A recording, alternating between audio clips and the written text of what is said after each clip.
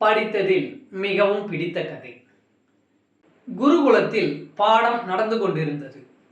யாருக்காவது ஏதேனும் சந்தேகங்கள் இருந்தால் கேளுங்கள் என்றார் குரு. ஒரு மாணவன், குருவே, அனைத்தும் அறிந்த இறைவன் நம்மை சோதிப்பது ஏன்? சோதனைகளை சந்திக்காமல், கஷ்டங்களை சந்திக்காமல் அவன் அருளை பெறவே முடியாதா என்று கேட்டான். நல்ல கேள்வி. இதற்கான பதிலை உனக்கு நாளைய தினம் விளக்குகிறேன் என்றார் குரு. மறுநாள் மாணவர்கள் ஆவலுடன் வகுப்புக்கு வந்தார்கள். மாணவர்களுக்கு முன்பாக மண்ணால் செய்யப்பட்ட ஜாடிகள் 2 வைக்கப்பட்டன. இரண்டும் பார்க்க ஒரே மாதிரி இருந்தன. இங்கே இருப்பது என்ன? இவற்றில் ஏதாவது வேறுபாடு தெரிகிறதா? மாணவர்களை கேட்டார். மாணவர்கள் ஒரு கணம் கழித்து, 2 ஜாடிகளும் ஒரே இடத்தில் தயார் செய்யப்பட்டவைதான், ஒரே கொள்ளளவு கொண்டவைதான். இவற்றுள் ஏதாவது வேறுபாடு தெரிகிறதா என்று குரு கேட்டார். தெரியவில்லை என்று கூறிய மாணவர்களிடம், 2ற்கும் ஒரு பெரிய வித்தியாசம் உள்ளது என்றார் குரு. மாணவர்களுக்கு எதிரே முதல் ஜாடியை கீழே தள்ளி கவிழ்த்தார். அதிலிருந்து தேன் வெளியே வந்தது. மற்றொரு ஜாடியை கவிழ்த்தார். அதிலிருந்து சாக்கடை நீர் வெளியே வந்தது. ஜாடியை நான் கீழே தள்ளியவுடன் அதனுள் என்ன இருக்கிறதோ அது வெளியே வந்தது. அதை நான் கீழே தள்ளும் வரை அதற்குள் என்ன இருந்தது என்று உங்களுக்கு தெரியாதல்லவா?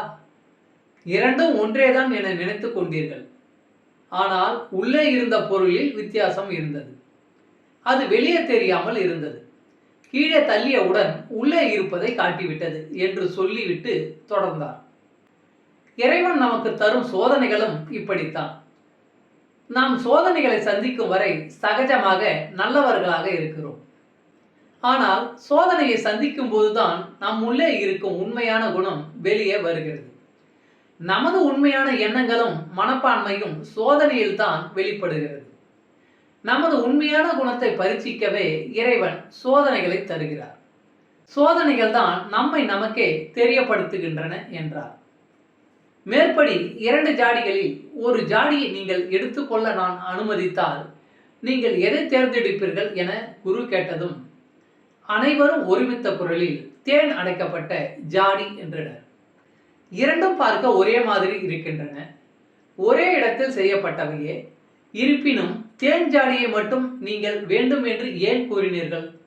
சற்று யோசித்து பாருங்கள். கெட்டவர்களுக்கும் சந்தர்ப்பம் கிடைக்காத நல்லவர்களுக்கும் பெரிய வித்தியாசம் இல்லை என்பதை இறைவன் நன்கு அறிவான். ஆகையால் தான் சில சமயம் நமது வேண்டுகோளிற்கு அவன் செவி சாய்ப்பதில்லை. இறைவன் நம்மை சோதிப்பதும் சீண்டுவதும் நமது உண்மையான குணத்தை நாம் அறிவதற்கே. அவன் அறிந்து கொள்ள அல்ல. அவனுக்குத்தான் உள்ளே இருப்பது சந்தனமா சாக்கடையா என்று நன்றாக தெரியுமே. அவன் சோதிப்பது நம்மை நாமே தெரிந்து கொள்ளத்தான். நம்மை நாம் அறிந்து கொண்டால்தான் நம்மை நாம் திருத்திக் கொள்ள முடியும். இல்லையெனில் நமது தவறுகளை திருத்திக் கொள்ள நமக்கு வாய்ப்பே கிடைக்காமல் போய்விடும். நன்றி.